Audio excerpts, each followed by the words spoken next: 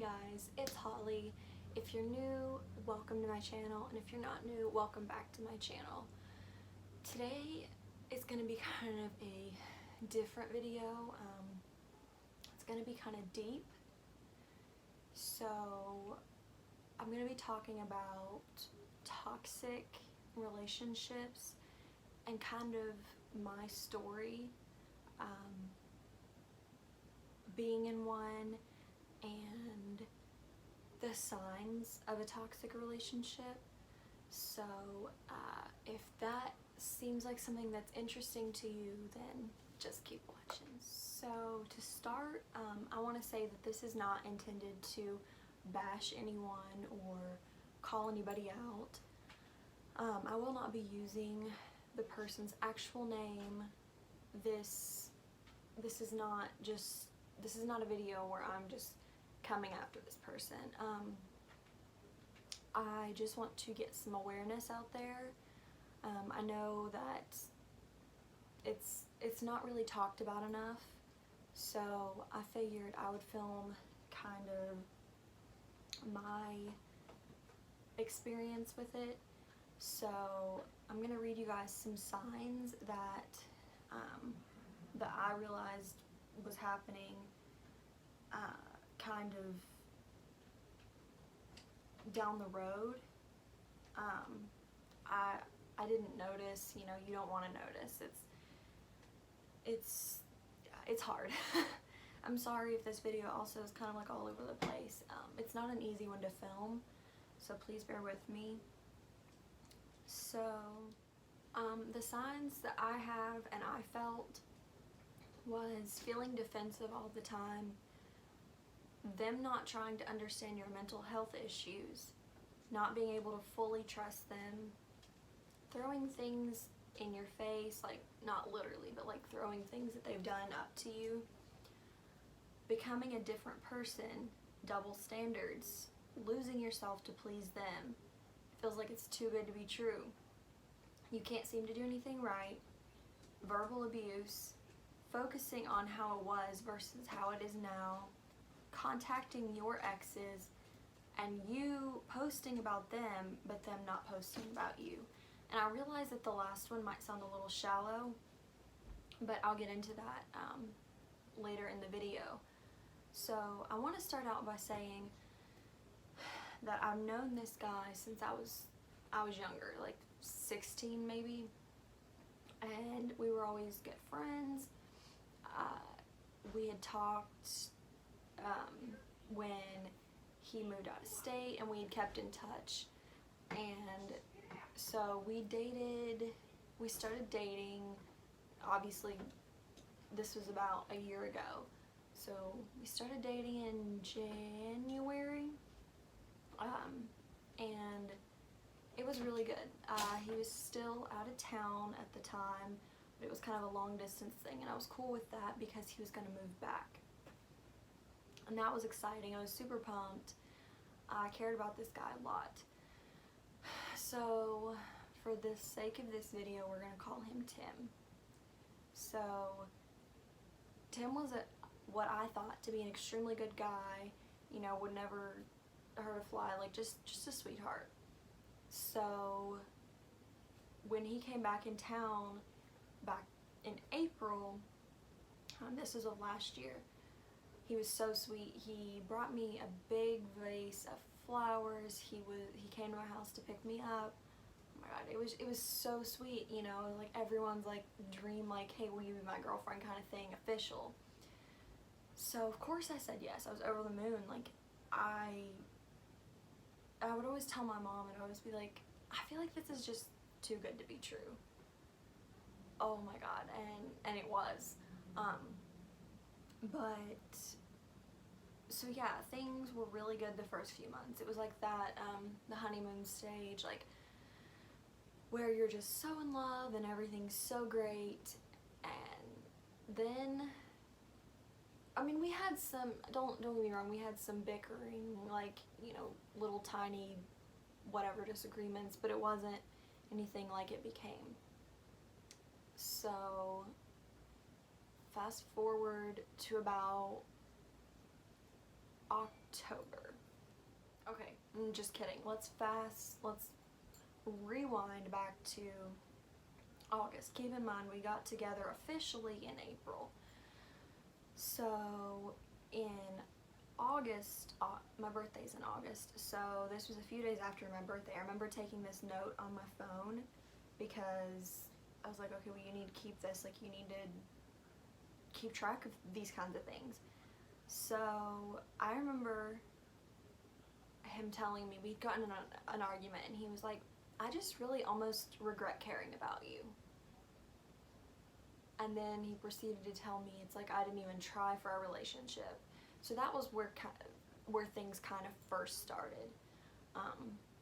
Okay, now let's fast forward to October. Okay, so Tim had another job in California, and he was gonna go back out to California, and I was like, okay, you know, whatever. And he was gonna be gone for a week, so he left. We still FaceTimed, everything was good. So, you know, I knew something kind of felt different and off, but I wasn't sure what it was. So when he comes back, you know, everything's good. Like we're good, and until he tells me something.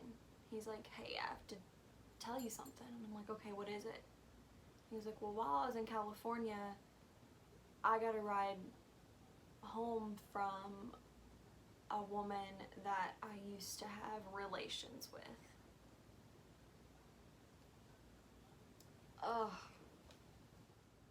And I was like, okay, like, why? You know, you didn't mention this to me in LA. Like, why didn't you call me? Like, why didn't you know, what was the point of, you know, you could have called me and, like, you know, just kind of asked. I mean, not for my permission, just been like, hey, would it be okay with you, like, if I got a ride home, you know, instead of hearing about it when he gets back.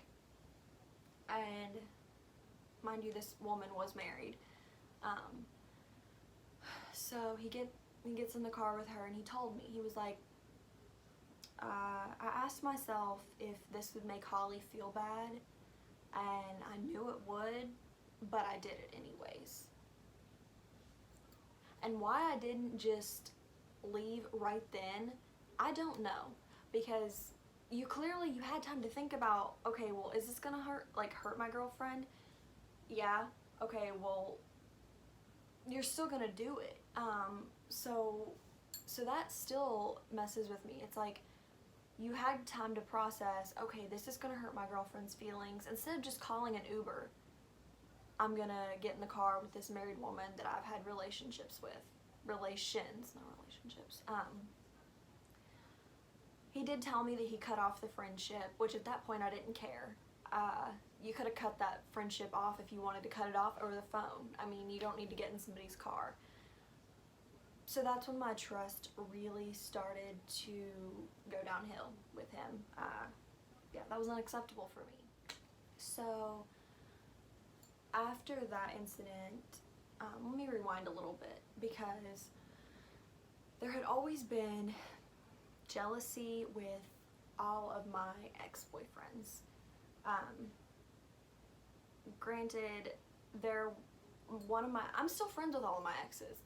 Okay, I don't keep grudges. I don't think they're necessary. I'm not like BFFs with any of them, but I'm not like, oh my gosh, like I can't stand them, like I hate them. And you know, that's just not the case.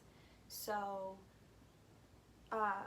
one day my ex Snapchatted me a picture of some pizza or something. I don't even know.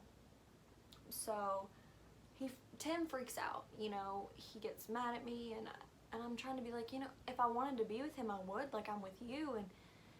And so, you know, then our fights became about my ex, just constantly. It was like, well, you know, you shouldn't be on your Snapchat, you know, whatever. I deleted him, even though I didn't feel like I should have had to have done that, you know, because I was still, anyway, this, mind you, my ex also lived in a different state.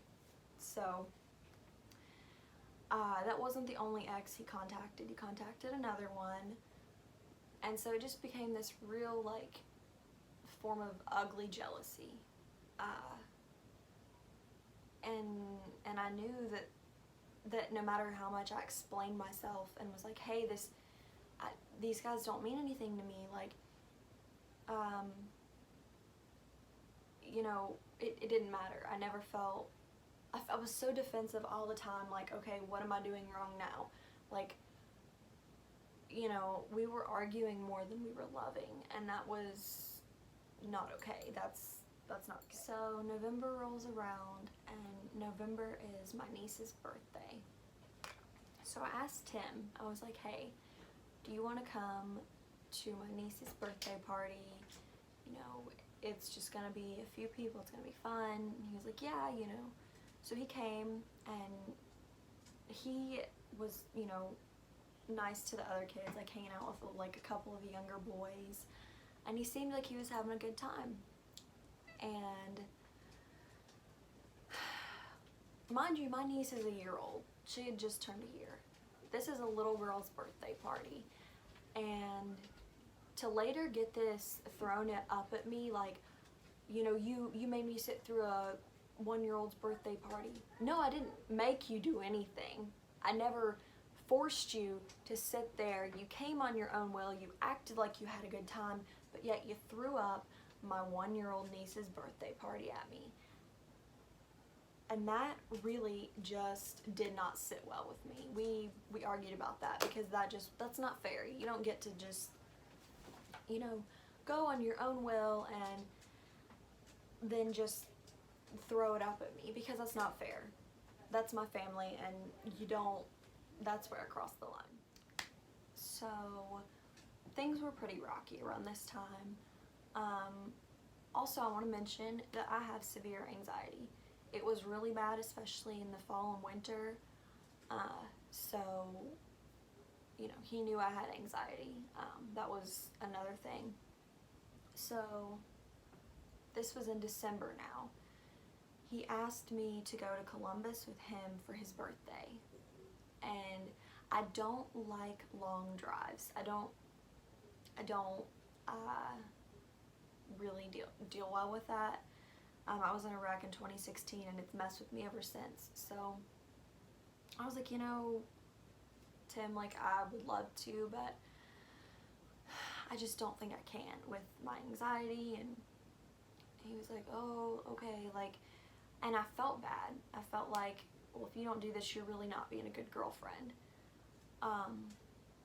So I told him that I would, and then we got into an argument about something else, and I don't even remember what it was about, but basically he blew the whole plan of him telling me what we were going to do in Columbus. He was like, well, I was going to rent, you know, a nice hotel, and if you didn't feel like going out, we could have stayed and watched Netflix, and I was going to have flowers there waiting on you that, you know, said, well, congratulations on, you know, getting here, you know, with your anxiety, or something like that. And I was like, and I thought about it, and I was like, that's really sweet. Like, okay, let's go. You know, I'm going to have to get through it. I'm going to have to just deal with it. And he was like, well, I already blew the plan, so there's no point now. So I was like, okay. And I was just, at this point, I was just so tired of fighting. Just so tired of fighting. So our biggest fight was about Instagram. This is gonna sound stupid, but it was, I had brought it up to him several times. I was like, hey, like, you know, you're all over my Instagram and social, and I'm not trying to be like, oh, Instagram and social media, like, should be the base of your relationship. No, because that's not what I'm saying. I'm saying it felt nice to be appreciated. So I brought it up to him several times, and then one night I just had it. I was like, you know, he's gonna post pictures of him doing this and this and this, but, you know, where am I? So I deleted some of the pictures that we had on Instagram, which, mind you, mine was full of him, and he only had a few of me on him on his. And so he gets super mad at me, and he's like, you know, I can't believe you did that. That's not a sign of love that you would do that. Like, I was like, you know, I've mentioned it to you several times, like, and you're just now, like, you didn't care.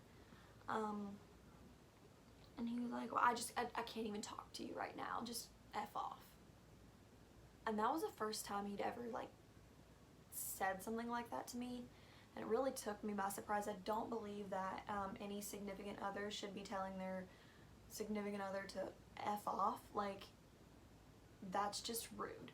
That's a form of verbal abuse. No, it's not, like, extensive, and it's not, like, calling me a bunch of names, but it's still, like, you know, I mean, it still hurt, because I was not about to go down an abusive relationship. So from then on, I knew it wasn't going to get any better. And then we got into an argument, or it might have been, it was the continuation of the same argument, where he ended up telling me what he got me for Christmas, and blew the whole surprise. And that probably sounds shallow too, but it's like we had planned Christmas pictures and everything, and just for you to, that was another thing to throw up at me, like, well, I bought you, like, this really expensive blah blah blah. So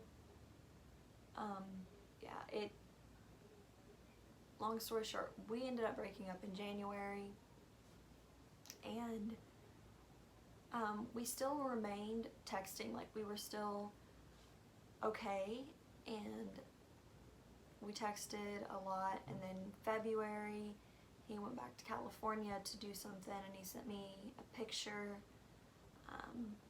and it was of one of my idols, and I was like, oh, you know, blah blah blah, whatever. The conversation happened, and this was late February. So then early March, like early March, I found out he had a girlfriend, which I'm not going to get into that. That's a whole nother story that I'm never going to tell. But I just felt like that was really quick to move on. Whatever, you know. So a few months went by, and I got a call, a really threatening phone call, and it was because he thought I had done something, and he falsely accused me, and he told me that he was going to pull me through my bedroom window at night and beat my brains in. So I went and got a restraining order. I remember having a meltdown in my floor. So we went and got a restraining order, went to court. There was a lovely lady there from Branch's domestic violence thing. Even though he never hit me, it was just the threat. You know, she was there for support, and that was the end. I haven't spoken to him since. I don't, you know, I don't wish him any harm. I'm just, it was really hard. I went through therapy. I've had a lot of panic attacks. So, and I'm not going to sit here and act like I was the perfect girlfriend, because I know I wasn't. I know that I made mistakes as well. So this is just not, like I said, this is not to call anyone out. I'm just sharing my toxic relationship. So basically, that's where the story ends. Basically, my point of this video was to raise awareness and maybe if you're going through some of the same things that I went through, that maybe you'll realize that you're not alone and you don't have to stay. You don't have to feel obligated to stay in a relationship that isn't good for your mental health, your physical health, any of that. So basically, you know, you're not alone, and I'm not saying just because you fight with your significant other every once in a while that you should leave. But if it's to the point where you're yelling and you're fighting all the time, and it's just too much for you to handle, then it's probably toxic, and you should probably leave the situation, or talk to your significant other. But yeah, I'm sorry this got really deep. I just really wanted to share my story. I felt led to share it. It was hard to film. I don't like reliving that. So yeah,